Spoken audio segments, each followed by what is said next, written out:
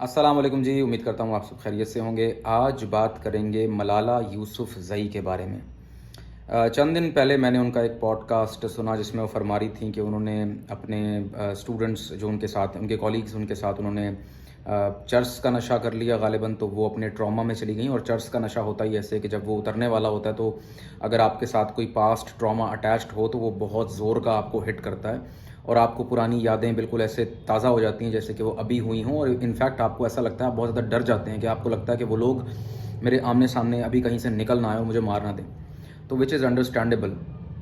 لیکن اس چیز سے مجھے نا ایک بات یاد آئی۔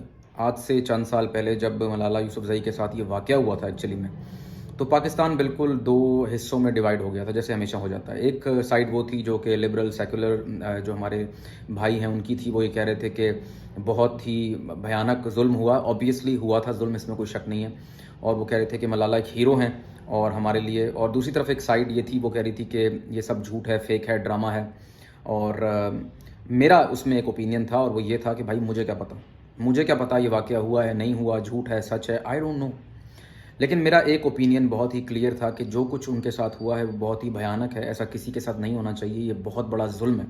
اور اگر گولی کھانے کے بعد بھی وہ اس کے خلاف آواز اٹھا رہی ہیں، بے شک وہ ہمارے ملک میں نہیں ہیں، وہ کہیں باہر چلی گئی ہیں، بے شک وہ چلی گئی ہیں، پھر بھی اگر وہ اس کے خلاف آواز اٹھا رہی ہیں تو بہادری کے نمبر تو ان کو ملنے چاہیے۔ لیکن ایک چیز سے مجھے تھوڑا سا اختلاف تھا کہ جس طرح سے ان کو پورے ورلڈ میں ریکگنائز کیا جا رہا تھا، وچ از انڈرسٹینڈیبل، ظاہر ہے اتنا بڑا واقعہ ہوا ان کے ساتھ، جس طرح ان کو ایوارڈ دیے جا رہے تھے بہادری کے، وہ مجھے تھوڑی سمجھ میں نہیں آ رہے تھے۔ میں نے کہا کہ کیونکہ جو ان کے ساتھ ہوا تھا وہ ان کے کنٹرول میں نہیں تھا، ٹھیک ہے۔ سو جتنا ہائپ دی جا رہی تھی، جتنا بڑا ان کو ہیرو بنایا جا رہا تھا، وہ بنتا نہیں تھا۔ تو یہ میرا ایک پیور اس پہ بالکل ایک سیدھا سادہ سا اوپینین تھا کہ یار جتنی ہائپ دی جا رہی ہے اتنی نہیں بنتی۔ بہادری ہے نو ڈاؤٹ، میں ان کے ساتھ ہوں، میں ان کے لیے دعا گو ہوں، لیکن جتنا بڑھایا چڑھا کر بتایا جا رہا ہے اتنا ہے نہیں۔ لیکن ایک سائڈ پر ایسے لوگ تھے جو کہہ رہے تھے کہ بہت ہی زبردست ہو رہا ہے، یہ بہت بڑی ہیرو ہیں، یہ ہماری مستقبل کی ہیرو ہیں، یہ ہماری پرائم منسٹر ہیں، یہ ہماری قوم کی ماں بنیں گی۔ اس طرح کی باتوں سے میں ایگری نہیں کر رہا تھا۔ اور ایک دفعہ کیا ہوا کہ یہ بات اتنی بڑھ گئی کہ ہمارے ٹیکسٹ بکس میں یہ تصویر چھپ گئی ان کی۔ وہ خیر بعد میں ریموو ہو گئی لیکن چھپ گئی، اور ہمارے ہیروز کے ساتھ ان کی تصویر آ گئی جیسے قائد اعظم وغیرہ۔ تو اس پہ میں ایک دن دوست کے ساتھ بحث ہو رہی تھی، اس نے کہا بہت اچھا ہوا ہے۔ میں نے کہا یار تمہارا دماغ خراب ہے، یہ جو قائد اعظم وغیرہ ہیں، جو ہمارے شہدا ہیں، جن کی تصویروں کے ساتھ ان کی تصویر لگ گئی ہے، ان کی پوری زندگی ہمارے سامنے ہے، اور اب وہ کچھ ایکسٹرا نہیں کر سکتے، وہ دنیا سے جا چکے ہیں۔ آن دی ادر ہینڈ یہ جو لڑکی ہے، اس نے تو ابھی دنیا دیکھی نہیں ہے، اس نے تو ابھی کچھ کیا ہی نہیں ہے، ابھی تو ایک حادثہ ہوا ہے ان کے ساتھ، ابھی اس نے پوری زندگی جینی ہے۔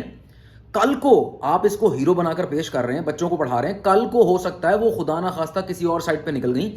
ایگزیکٹلی میرے ورڈز یہ تھے کہ اگر کل کو یہ لڑکی نشے میں پڑ گئی پھر کیا ہوگا؟ کیا آپ کورس کی کتابوں سے اس کی تصویر باہر نکالیں گے؟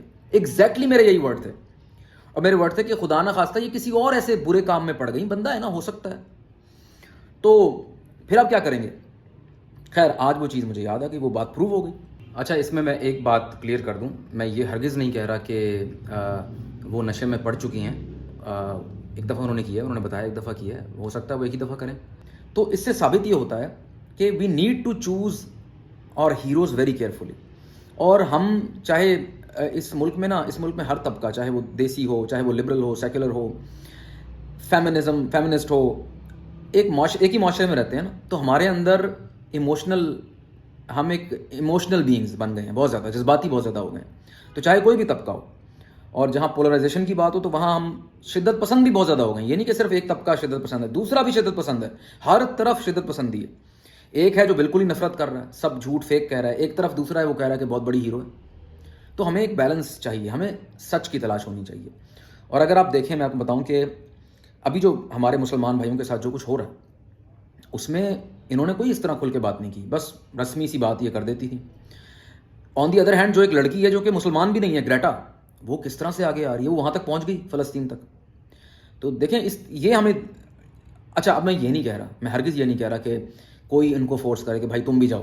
ہر کسی کی اپنی ذمہ داری، ہر کسی کی اپنی لائف ہے، اپنا لائف سٹائل ہے، ہر کسی کی اپنی چوائس ہے۔ کوئی نہیں جانا چاہتا نہ جائے، کوئی بات کرنا چاہتا ہے صرف وہ کرے۔ ہو سکتا ہے ان کو کوئی اس پہ کوئی ریزرویشنز ہوں کہ کہیں میرا کوئی اسکالرشپ نہ کینسل ہو جائے، کچھ نہ ہو جائے میرے ساتھ، تو ٹھیک ہے بھائی، آپ اپنے آپ کو دیکھیں، ٹھیک ہے۔ لیکن یہ دیکھیں کہ آپ، یہ سوالیہ نشان ضرور ہے ہمارے اوپر، اور نہ صرف یہ ملالہ کے اوپر سوالیہ نشان ہے، یہ ہم سب کے اوپر ہے۔ کیونکہ میں آپ کو بتاؤں کہ جو دنیا میں 5 بڑے ملک ہیں نا جہاں بڑے بڑے پروٹیسٹس ہوئے ہیں، फ़लस्तीन के लिए, उनमें 4 ममालिक मुसलमान हैं ही नहीं, सिर्फ एक मुल्क मुसलमान है, बांग्लादेश। बड़े प्रोटेस्ट की बात कर रहा हूँ। तो ये हमारे ऊपर भी सवालिया निशान है। ये ना सिर्फ मलाला के ऊपर है बल्कि हमारे ऊपर भी सवालिया निशान है, क्योंकि हम बातें बहुत बड़ी बड़ी करते हैं, काम शाम हम कुछ नहीं करते। मैं अपने आप को भी इसमें इंक्लूड कर रहा हूँ। सो इन दी एंड इवेंचुअली मैं यही कहूँगा कि हमें अपने लीडर्स की तलाश बहुत सोच समझ के लीडर्स को अपने चूज़ करना चाहिए और ज़्यादा इमोशनल नहीं होना चाहिए। मिलते हैं अगली वीडियो में। अल्लाह हाफ़िज़।